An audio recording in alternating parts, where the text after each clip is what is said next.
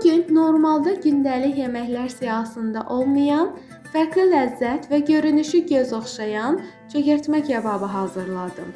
Son zamanlarda toyuqlu yeməklərə ara verdiyimi düşündüyüm üçün də toyuqla hazırlamaq qərarına gəldim.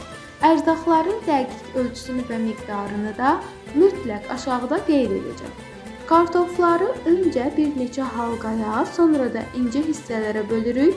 Nişastası getsin deyə də soyuq su ilə yuyuruq və bol duru yağda qızardırıq. Toyuq filesini də uzunsov və incə doğrayıb ədviyyatlarla rənglendiririk. 15-20 dəqiqə də marinə olduqdan sonra duru yağda hər tərəfi bərabər şəkildə qızarana qədər qızardırıq.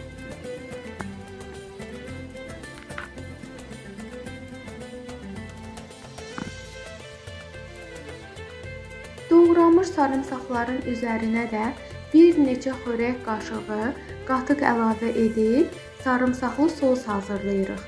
İri boşqaba qızarmış kartofları düzürük, üzərinə sarımsaqlı sosu gəzdirib, ortasına da qızarmış toyuq filesini qoyub, ketçap və cəfəri ilə də bəzəyirik.